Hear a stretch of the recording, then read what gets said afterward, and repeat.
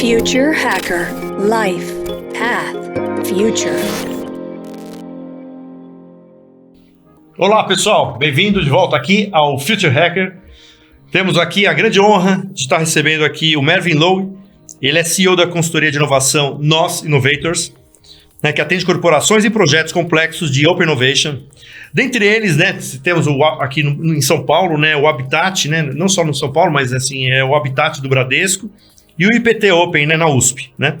Ele fundou na primeira startup de EdTech em 2003, né, baseado em modelos 3D interativo de ciência para escolas. Né. Isso foi traduzido, inclusive, em 13 idiomas e comercializado em mais de 90 países, 95 países, conquistando grandes prêmios aí na Suíça, Espanha e Brasil.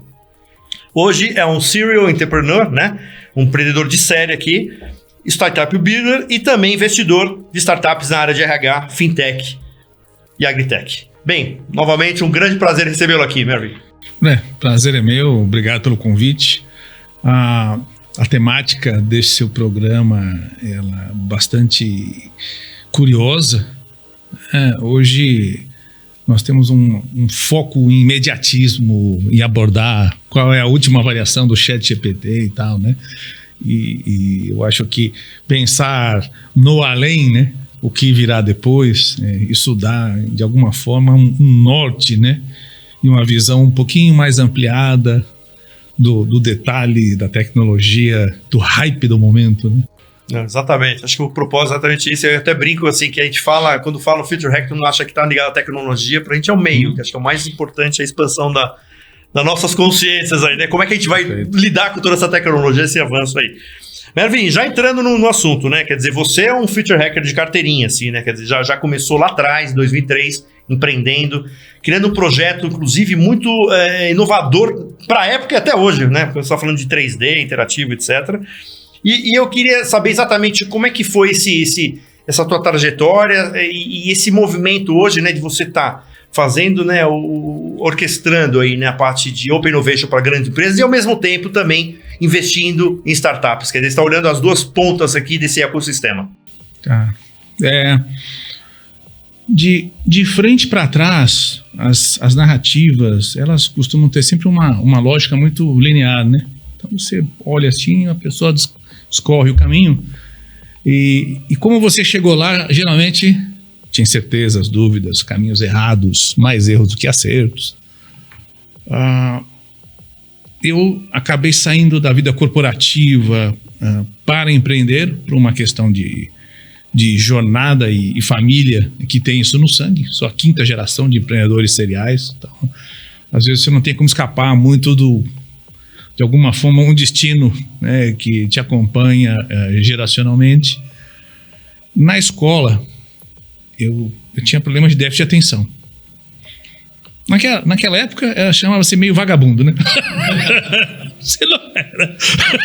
Você estava lá atrás, eu não conseguia me concentrar, tinha um problema tremendo, né? Hoje, as pessoas diagnosticam, existem alguns remédios que funcionam e tal, tem tratamento. Na nossa época, eu simplesmente era uma pessoa... Disperso, né? Eu era disperso. Tá?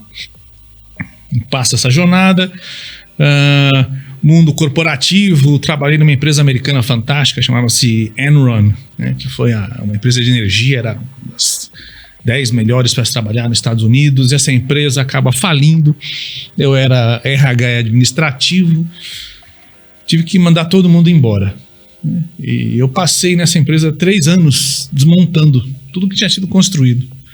Fizeram uma oferta irrecusável, era muito dinheiro para ficar até o final, e eu aceitei, ainda jovem, né? Depois você olha para trás, o dinheiro foi ótimo, né? Mas 3 anos mandando pessoas embora e destruindo tudo que você construiu, foi uma coisa horrível. Quando eu terminei aquela jornada, estava próximo do fim, eu falei, olha, eu acho que eu não quero nunca mais trabalhar para ninguém. Não vou vestir camisa de empresa nenhuma. Até porque eu chegava no aeroporto, as pessoas apontavam assim, olha, aquele cara estava naquela empresa que faliu. Isso deu um estalo. E naquele momento, naturalmente, eu estava procurando algo para fazer. Foi assim que surgiu uma conexão, de um pesquisador que desenvolvia modelos 3D interativos para a educação, é algo muito visual. Quando ele começou a mostrar questões de ciências para mim, utilizando aqueles modelos, me chamam a atenção, porque primeiro eu consegui prender a atenção naquilo. E depois eu percebi que, puxa, se eu tivesse aquilo na sala de aula, eu conseguiria prestar atenção, né? O professor desenhando, ou aqueles slides parados, aquelas coisas, eu falei, eu tenho certeza que eu teria aprendido muito mais e a escola teria sido bem interessante se eu tivesse um produto como esse na sala de aula. Foi assim que eu me encantei, né, com essa ideia, encerrei a jornada na empresa e comecei a P3D Educação, né? Então, você vê, foi da sala de aula, quando eu cheguei naquela apresentação técnica dele, eu falei, puxa, é isso aqui que eu quero dedicar minha vida para construir. Na época, muito cedo, como você disse, isso aconteceu já quase há mais de 20 anos, tecnologicamente a gente tinha barreiras, né? Era um computador com uma placa gráfica, você tinha um projetor e uma lousa eletrônica. A ideia toda é que o professor fosse lá na frente, interagisse com os modelos. O software é não linear, então você tem lá uma árvore, um cogumelo, faz uma comparação de evolução, animais. Ou seja, a aula está na cabeça do professor, né? Ele tem os livros de material de referência, mas ele cria a sua construção no contexto da aula, no contexto da turma. Você pode usar tanto um software de geografia para falar sobre física, como história ou geografia per se. Fantástico. A visão tecnológica foi a primeira... Foi a questão da primeira barreira que eu vi. Eu consegui enxergar o custo do equipamento, né? Que na época era $10 mil. Mesmo hoje, ainda $10 mil é muito dinheiro para equipamentos de uma sala de aula, né? Computador, projetor e lousa eletrônica. Hoje isso custa R$10 mil. Né? E toda a sala de aula tem projetor e tem um computador bom hoje. Só que o meu produto ele veio muito na frente, né? Porque eu queria criar uma aula, ou possibilitar o professor ter uma aula não linear. Não tem texto, não tem voz. Você tem um modelo e usa ele dentro no seu momento de classe, de acordo com o que você quiser estruturar. E isso é muito mais crítico do que a barreira de hardware de $10 mil. Isso é você querer mudar como um professor da aula. Na época, eu entendi que no Brasil talvez a gente não estivesse escalando, porque era muito caro, né? Traduzi o software e fui levar para o mundo. Enfim, né? Foi uma jornada fantástica. Até que eu comecei a perceber um padrão. Não importa se é barato ou não o computador, o projetor. Eu queria mudar como professor da aula. E isso é muito mais profundo, né? Porque todos nós sabemos que a sala de aula, apesar do device que você possa ter lá dentro, não mudou como a aula acontece. E eu percebi, então, no meio dessa jornada, que a grande ambição do meu produto, né, que começou com aquela visão do conseguir captar a atenção dos alunos, né, aqueles alunos que tinham problema como eu, etc., fazer algo realmente mais interessante, se transportava para mudar, né? Como se dá aula. E isso não acontece overnight. Pra você ter ideia, nós estamos há 20 anos da fundação da nossa startup e ainda é cedo. As pessoas já entendem que você fala nessa questão, mas claramente esse meu produto, ele ainda, o momento dele não chegou ainda, porque os professores ainda não estão prontos para isso. Foi engraçado você ter comentado essa questão do futuro, né? Eu não sei se meu produto sequer vai ser de fato aceito para massificação. Nesse caminho, vários países, né, e o empreendedor, você sempre busca o caminho da escalabilidade. Encontrei na China a possibilidade de colocar o nosso produto dentro do currículo dos estados, né? Então a gente pega os livros de cada província, transforma eles para uma versão digital e essa versão acompanha os professores nas salas de aula. Acabei então vendendo à empresa os direitos para eles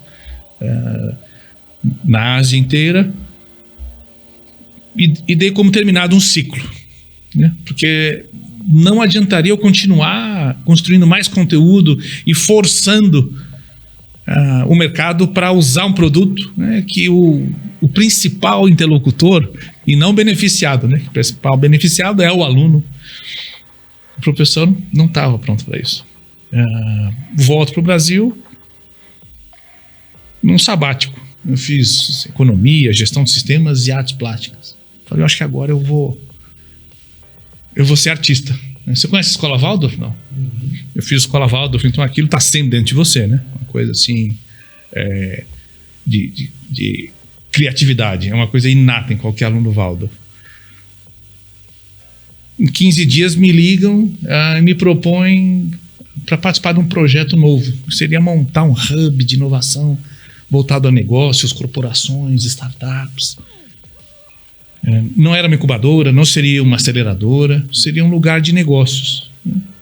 E falei, olha, isso me atrai, porque eu estaria com empreendedores na jornada deles, falando não por simpatia, né, mas por empatia, né? Eu já passei por isso. Aliás, eu vivo isso há 2 décadas. E assim eu comecei uma nova jornada, né? Montando essa consultoria, encontrei sócios fantásticos, né, que trabalham comigo, que naturalmente também vieram da jornada de empreendedor, e chegamos aqui, inclusive foi lá que nós nos conhecemos. Não, perfeito. É muito interessante esse ponto, né? Assim, aí, só para dar um recorte no seu produto, né? Quer dizer, assim, ao mesmo tempo que a gente fala de inclusão, né? Sei lá, quantas pessoas poderiam ser desenvolvidas se tivesse um trabalho um pouco mais consistente de inclusão. Eu quase isso aí de inclusão cognitiva, né? Você imagina quantas pessoas se interessariam mais pelas matérias e pelas disciplinas se tivesse estímulo, né? E dessa técnica é o que você falou, uma coisa profunda, né? Quer dizer, né? Porque você imagina quantos desistiram em algumas profissões, de algumas coisas, pelo fato de não ter sido bem estimulado, né? Porque é interessante, né? Um ponto bem profundo, né? Que você falou, né? E eu aprendi tudo aquilo em ciências que eu não tinha aprendido na escola, construindo material. Incrível, né? Hoje eu dou aula, né? Eu dou aula usando esses softwares. Basicamente, a gente tem conteúdos hoje de biologia, geografia e química. Eu aprendi tudo isso, né, de uma forma natural, né? Eu acho que o nosso produto ele vai ter um momento ainda.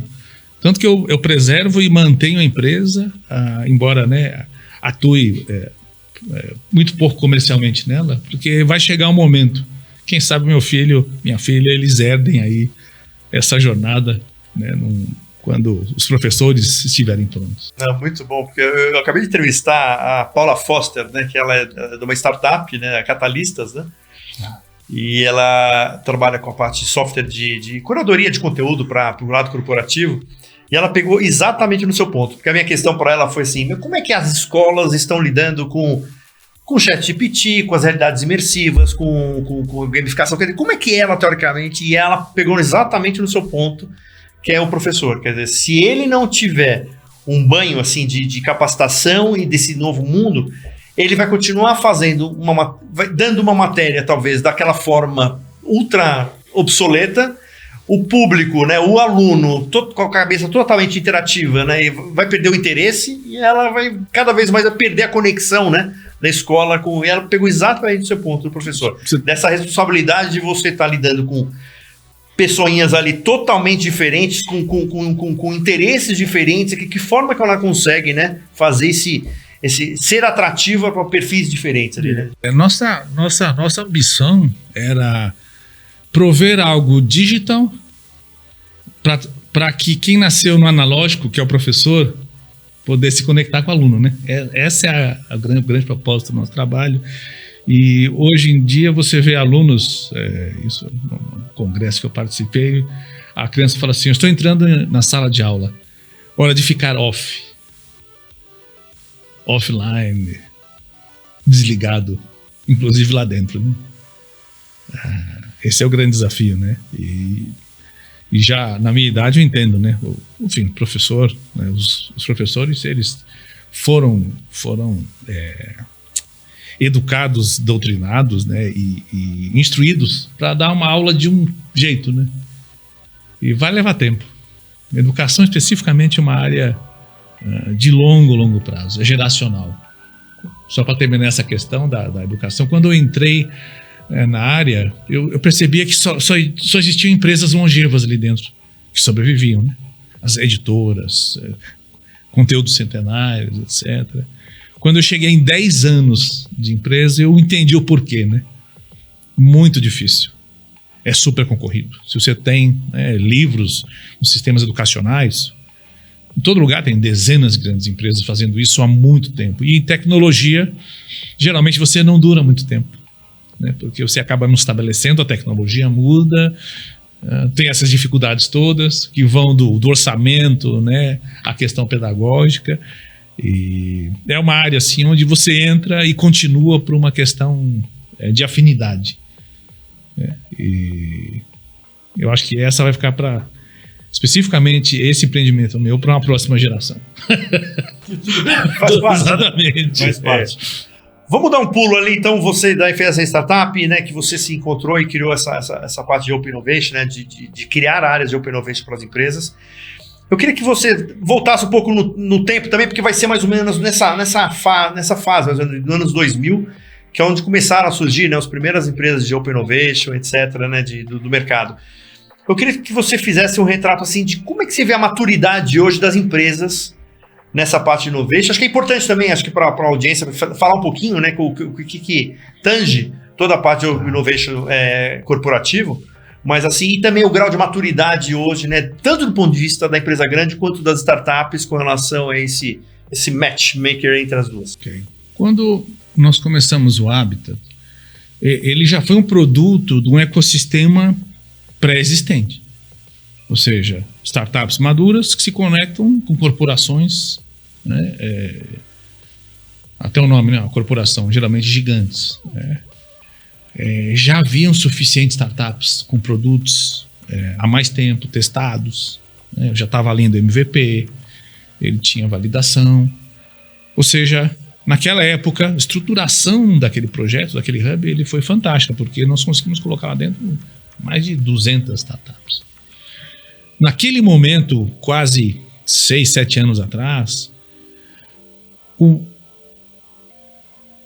a questão era encontrar uma startup que tivesse algo que pudesse atender. Aí, 7 anos para frente, se você olhar lá naquelas plataformas de busca de startup, hoje o Brasil tem quase 25 mil. Na época, falava-se de 5 mil. Então, hoje, encontrar startup não é o problema. Está cheio de startup. O drama é encontrar a startup certa. Porque se você fizer um browser em fintech, no Brasil, deve ter mais de 1.000. e muitas excelentes. Então, a questão é não encontrá-la, encontrar a melhor. E depois que você encontra, como você se engaja. E aqui começa uma espécie de segunda onda. Tá? Só abrindo um parênteses, tem corporações que estão começando na sua jornada, né? Tem corporações enormes que têm várias áreas. Você tem áreas, geralmente as afetas à tecnologia, onde isso está um pouco mais avançado, comunicação, marketing, né? Tem que estar puxando a ponta. Outras áreas como jurídico, RH, elas estão um pouco mais lentas na adoção, até para serem mais conservadoras, né? Tudo relacionado a onde você está no front do seu negócio. Eu encontro corporações que o RH está começando, né? E a área de dados tem 200 funcionários. Né? Eles estão já pensando no próximo GPT. Você se conecta com essa corporação, então não existe mais aquela coisa clássica do qual é a maturidade da corporação para adotar a inovação aberta. Então, qual é a maturidade daquele departamento naquela corporação?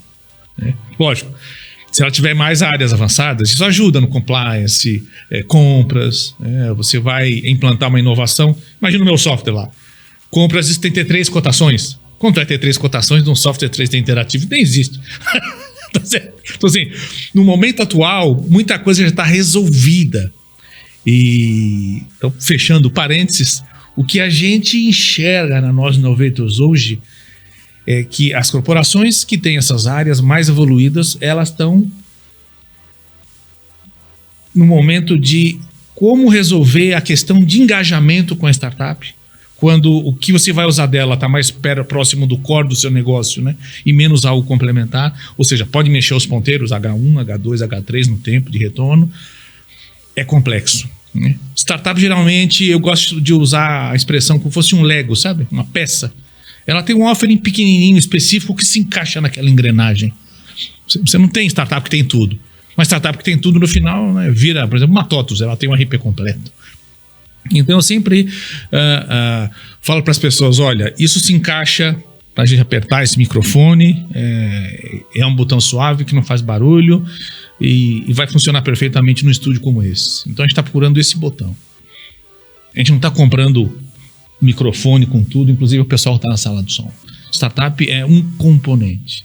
Fantástico. Dependendo da complexidade do assunto, mesmo que se encaixe aqui, você tem que fazer um ajuste de acoplamento. E hoje em dia está sendo mais comum ainda você trabalhar com algumas startups na construção da solução que você está buscando. E é muito complexo esse casamento, né? Seja com uma startup, sejam várias. Né? Tanto pela parte da startup, que às vezes não está pronta, né, para customizar algum ajuste. De repente você quer mudar a cor aqui, ele fala assim, olha, eu produzo 1 milhão de unidades, não vou fazer colorida, é tudo preto. Todos os estúdios do mundo, ou praticamente todos, usam, eu não vou fazer branco. Aí, né, você começa a entrar entre limites e foco da startup e a corporação que quer alguma coisa customizada, feita para ela. Isso vai causando, então, uma impedância. Muitos negócios não acontecem ou depois da implantação acabam não dando certo porque as partes, eles no kickoff da conexão, eles não viram esses pontos que teriam que ser ajustados ou construídos ou consensados de ambas as partes, para que os ajustes que eu necessito fossem feitos e que você aceitasse isso na sua jornada da escalabilidade, né? Quem quer escalar não quer customizar. Cliente muito grande sempre quer algo customizado, porque ele tem uma questão, né, diferenciada, especial, e faz as coisas dentro, né, da perfeição, né? Todo mundo entende que hoje a startup é uma grande vantagem para testar coisas, né? Se você quer um sistema 100% alinhado com o seu RP, que conecte os funcionários na área de RH e faça tudo, inclusive vai na TOTUS, né? Vai uma Oracle, você vai ter um sistema que funciona. Agora, se esse produto, essa especificação ainda não está desenvolvida, você pega uma startup, conecta, veja, não vai ter 100% da solução, a gente sabe disso porque ela é específica, né? Ela não vai te fornecer todo esse stack aqui, mas ela vai te fornecer esse padrão aqui, você testa, vê se funciona, orna com tudo, fala assim, bom, agora nós vamos encomendar algo completo. Então a startup, ela ajuda a corporação em alguns casos a iterar e ver se aquilo realmente entrega o que a corporação precisa, e se um dia ela quiser 100% de uma solução hiper customizada, inclusive só dela, então ela vai lá e paga, né? Paga alguém que o faça, vai custar 10 milhões, seja de reais, seja de dólares, e ela vai ter a solução. Só que o teste para verificar se isso funciona bem, né, como uma startup, você tem muito mais rápido. E esse é o grande ganho, eu acho, pelo ponto de vista da corporação, né? Você pode testar alguma coisa antes, né, de comprometer eventualmente aí anos, né, de um desenvolvimento de algo que no final não vai ter aceitação. Ô, Mary, você acha que, vamos supor, você está falando assim de graus de maturidade, né, de empresas que você falou, tem empresas que estão começando hoje, mas tem umas que já começaram já faz um tempo, né?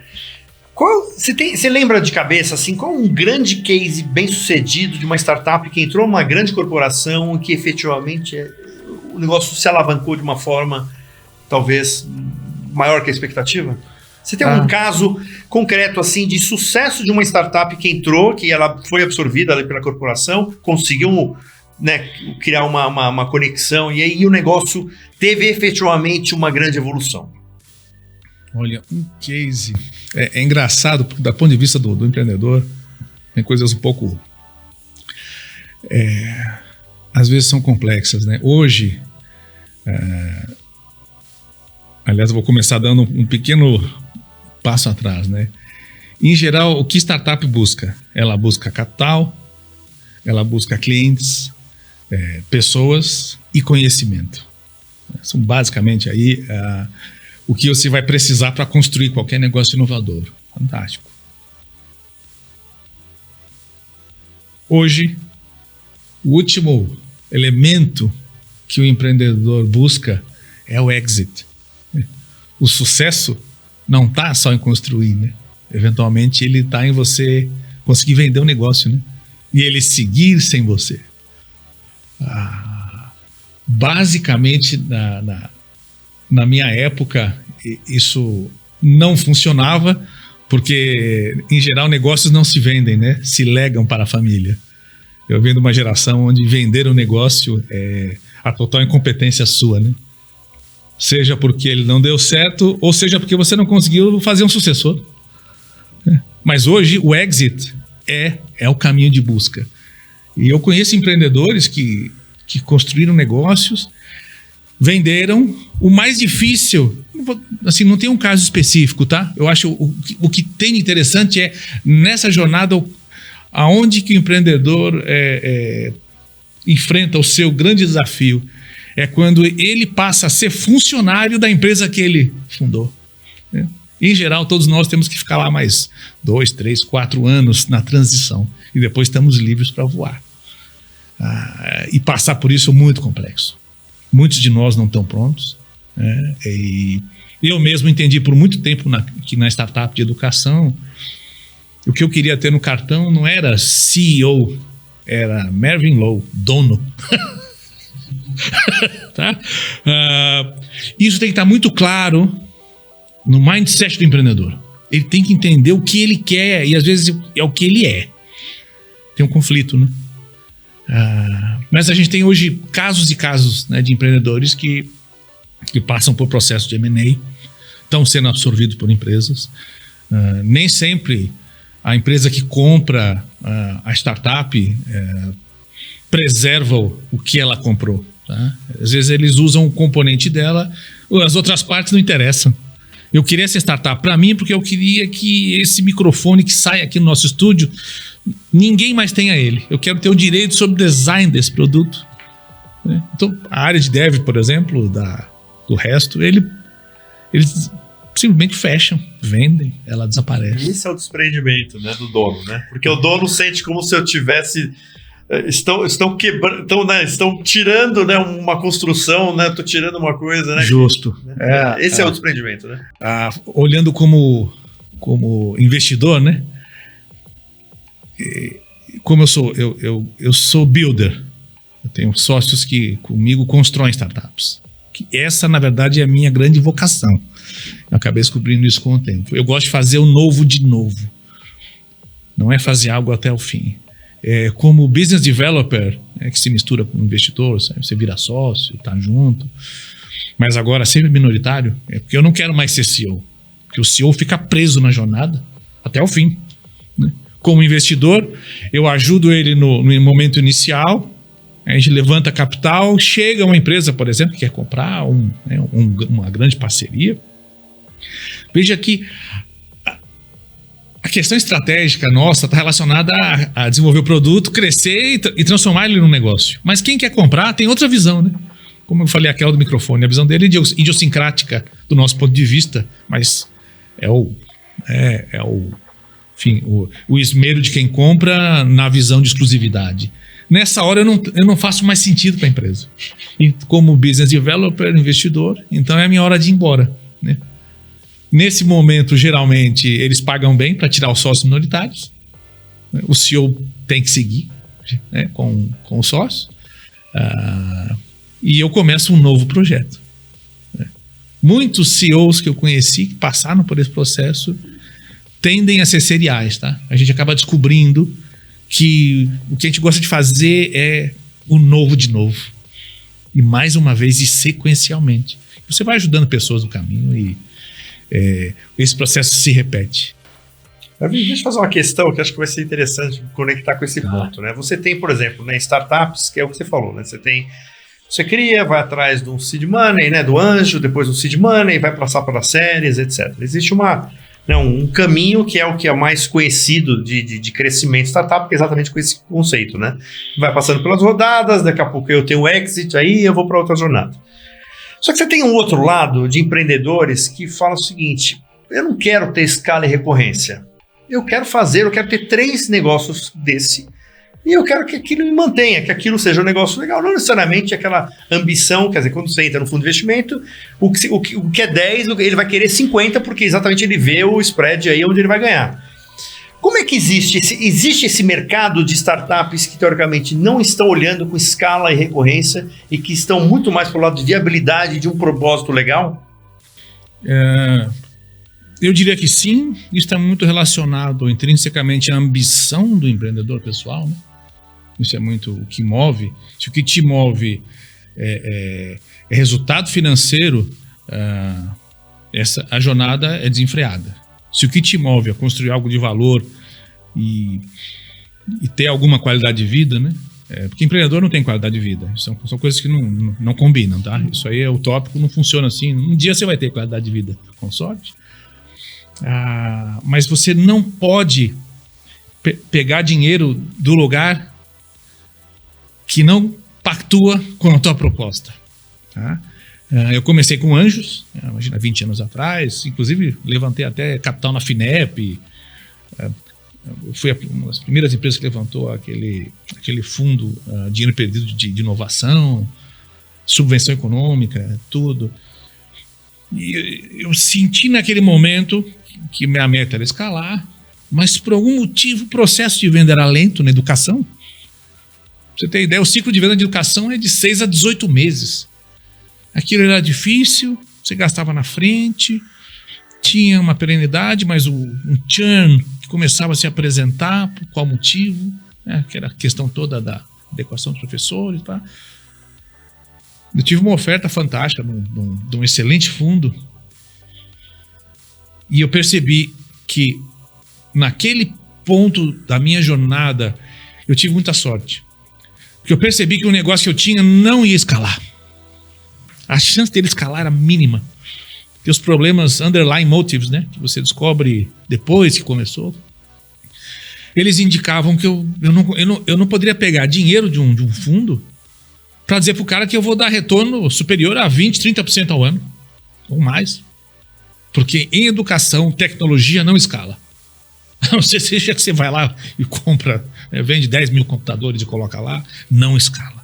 Eu falei, eu não posso pegar esse tipo de dinheiro, porque se eu pegar, vai acontecer duas coisas. Primeiro, eu estou pegando um dinheiro com uma proposição errada de entrega, né? E segundo, a primeira pessoa que vai ser demitida é com razão você eu mesmo.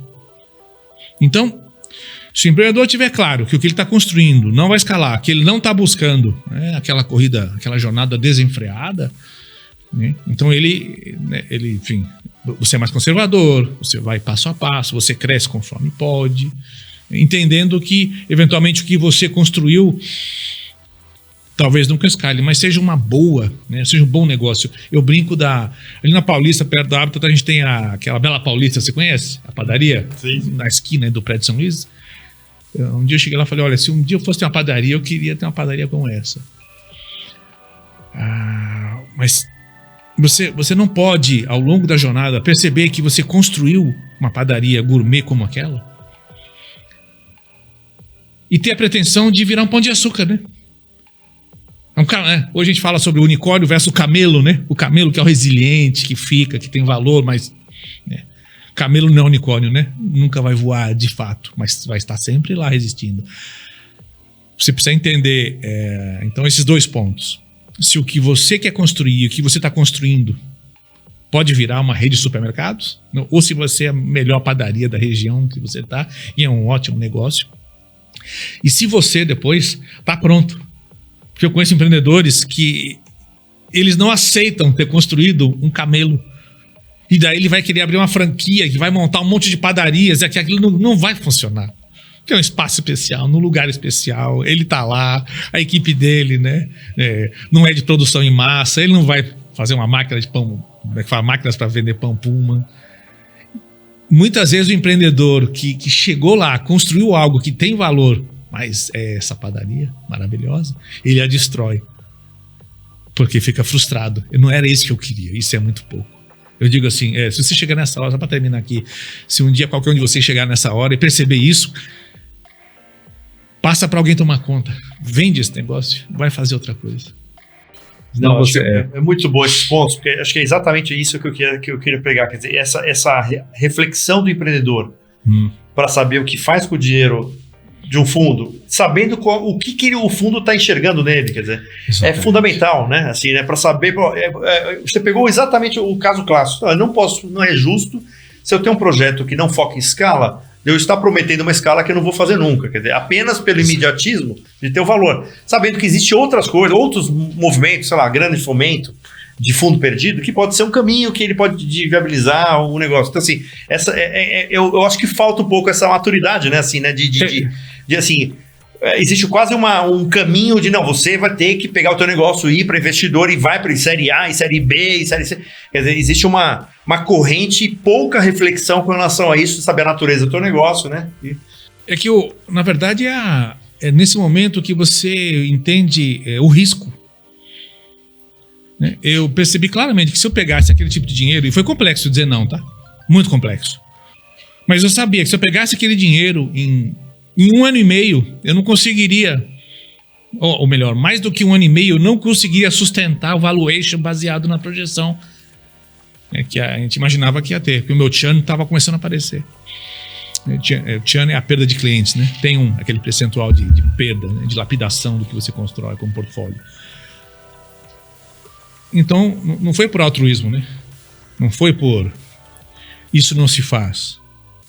Foi assim, se eu pegar esse dinheiro, eu vou perder tudo que eu construí.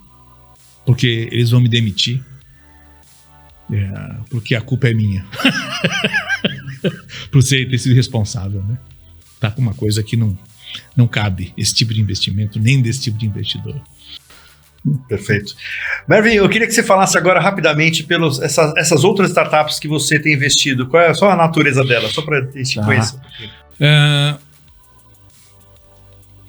Voltando lá, aquele momento da jornada, né, de 20 anos atrás, eu estava no RH, então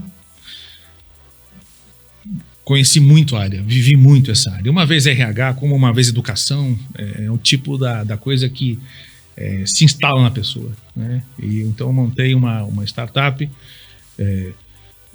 com um sócio de People Analytics. No início da jornada ele me chamou para se juntar e o foco era pessoas como recurso principal ao longo do tempo, como você faz para a retenção das pessoas, avaliação complexo. Mas no Brasil, por exemplo, isso não é igual como nos Estados Unidos. Né? Para você ter ideia, nos Estados Unidos, uma empresa com 3 mil funcionários tem uma área de People Analytics, né? Porque eles querem reter aquele profissional de qualquer jeito. Porque é muito, muito caro e muito difícil de reposição. Para você ter ideia, um profissional hoje, nos Estados Unidos, gabaritado, em média você leva de 8 meses a 2 anos para contratar alguém. Então, quando eles acham a pessoa certa, eles não querem de jeito nenhum que ela vá embora. People Analytics, então, por exemplo, é uma startup que tem esse foco, chama-se Apus, inclusive, essa startup. A gente trabalha com OKR, avaliação de desempenho, e ela tem uma característica de camelo. Olha que interessante, né? Puxa, não é uma plataforma, não avalia pessoas? Pode avaliar pessoas de qualquer corporação. Mas, quando você começa a atender corporações grandes, que é geralmente o que eu gosto de fazer, elas querem algo específico. Nessa hora, você faz algo customizado. Cada customização diminui o seu potencial de escalabilidade. É uma empresa fantástica. Hoje já está 100 funcionários, ela cresce 20%, 30% ao ano. Churn 0. Essa do meu portfólio é uma Bela Paulista. Produto lindo que faz uma entrega de grande valor, atende grandes clientes. Na pandemia, não teve problema nenhum. Porque as grandes corporações, elas sustentaram o budget, né? As pequenas empresas e aí aqueles setores mais afetados. Essa startup, eu chamo do meu camelo, no sentido. Uma outra startup, fintech, bastante interessante também, chama-se Excel Auctions. A gente encontrou um pesquisador. Veja, todas as startups, eu sou investidor ou sócio. Tá? Eu não sou CEO, como eu estava comentando antes. Né? Minha jornada não é mais sentar naquela cadeira. E ele é um cientista de dados e montou um algoritmo para leilões. Ele trabalhou em bancos, etc. Ele queria lançar um tipo de leilão diferente, onde você pudesse ter os bids abertos. Você sabe que hoje em geral é fechado, né? Eu quero comprar 1.000 ações e quero vender a R$10. Alguém entra, quer comprar 100, está pagando 11, fecha o deal, é fechado na mesa do trader. Eu estou aqui simplificando um pouco a coisa. Essa startup, ela possibilita que esses números fiquem abertos, onde você possa ver quem está lançando o que, a que preço, ele possa ver quem está querendo comprar, a que preço, e eventualmente, para me livrar das minhas 1.000 ações, eu vendo para ele por 9. Todas. Hoje isso não está aberto. Então, assim, é uma startup bem interessante.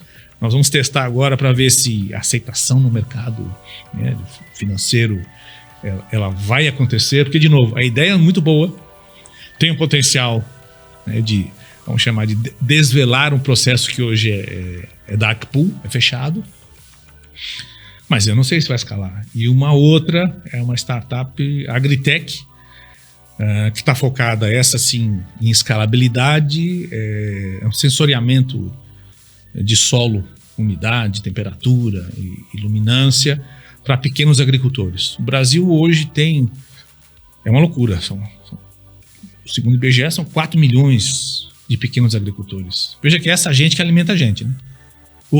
O grande produtor, ele é que traz dólar para o Brasil, que exporta navios. Esses 4 milhões é que alimentam a gente. Eles não têm acesso a, por exemplo, a agricultura 4.0, IoT. Não tem. Então a gente está construindo um device que vai ter essa medição. Você coloca na fazenda um aplicativo, é barato, né? E nossa meta é conseguir fazer um device que vai chegar na mão de todos esses agricultores. Ali nós vamos ter, então, uma grande plataforma e acesso a todos eles, né? Porque hoje ninguém tem acesso a esses 4 milhões. Sim, muito alguém conhece uns 50 mil deles. Essa é a nossa grande ambição. Um dia que a gente atingir todos eles, através da nossa plataforma e não do nosso hardware, a gente vai ter talvez uma marketplace agrícola. Já pensou? Que fantástico. Muito interessante essa visão, Mervyn. Acho que muita gente aqui, acho que a audiência privilegiados aí de ouvir um negócio. É bem interessante essa visão do empreendedor em série, que não necessariamente eu estou criando 5 unicórnios. Eu posso criar um belo de um camelo, um unicórnio, um potencial. Acho que esse blended, que acho que é maravilhoso, isso, né? De tá, que às vezes é essa que acho que falta um pouco um pouco mais do mercado, esse tipo sabe, a gente discutir mais esse assunto, que todo mundo já fica com aquele sonho só do unicórnio. Não, você pode ter um belo de um projeto ali, focado, artesanal, mas que te, exatamente, que dê mais qualidade de vida, que te dê o valor para a sua subsistência, né? Então, acho que muito interessante. Mervyn, eu queria que você deixasse as considerações finais, porque eu ia agradecer muito a tua presença aqui, cara. A gente poderia ter um papo aqui de 2 horas ali, só para falar metade do que você já poderia estar falando ainda, mas me deixa aí as suas palavras finais. Tá, André, vim agradecer você, né, a equipe, essa questão da visão do projeto. E interessante, né, na provocação que você fez hoje, do passado olhando para o futuro. Eu hoje, quando construo qualquer startup, eu estou sempre na busca da próxima onda dentro dela mesma. Você valida o MVP do que faz e aí aquilo materializa de fato se você construiu algo que tem valor ou só uma ideia. Só uma última brincadeira. A minha primeira patente, eu tinha 18 anos de idade. Eu coloquei um relógio de um carro dentro de uma lata de Coca-Cola e patenteei aquilo. Eu não tinha noção de marketing, construir nada. E eu olhava para aquela patente e eu falava assim, o que eu fiz, né? Eu fiz nada, só tive um insight, mas eu não construí nada com aquilo. Aquela foi minha primeira inserção nesse mundo de empreendedorismo. Eu acredito que inatamente todo empreendedor tem essa questão, tá? E o que vai fazer de fato o camelo prosperar e eventualmente um outro conseguir construir algo realmente maior, eu sempre digo, né? O unicórnio é um ser mítico, né? Não existe. E você pegar a CEO que pegou aquele 1 bilhão e botou no bolso, eu acho que existe menos ainda. Mas essa busca pela próxima mudança no que você está construindo e, eventualmente, ela poder trazer talvez até um novo produto, um spin-off, né? Seja o mais interessante, né? Como você falou, o olhar para o futuro. A gente está sempre quem constrói o que está aqui hoje, naturalmente está olhando para frente. E acho que é o papel, né, de uma venture, uma builder, é exatamente isso, né? Às vezes você olhou para aquilo, mas você não é isso. Pode ser que eu faça uma vertente disso que seja às vezes um negócio até maior do que ela própria, né? Exatamente. E veja, né, o caminho do empreendedor, terminando aí para os empreendedores que estiverem com a gente numa jornada, né, ela se repete, tá? Esses dilemas, a conclusão da não escalabilidade, o potencial de escalabilidade, o risco, né, você pegar dinheiro, né, que às vezes vai, né, levar embora o seu equity, enfim, são questões clássicas, tá? Elas se repetem, e independente do tipo de negócio, né, ou tecnologia. Então é uma jornada para quem gosta, porque o sucesso é todo seu e o fracasso ele vem do limite da sua competência. Isso é muito complexo para qualquer empreendedor, né? Porque a gente vive isso não só uma vez, mas várias vezes na jornada. Muito bom. Mervin, muito obrigado pela presença, pessoal. Mervin Lowy aqui do Future Hacker. Obrigado, gente. Até a próxima. Um abraço a todos. Future Hacker. Life. Path. Future.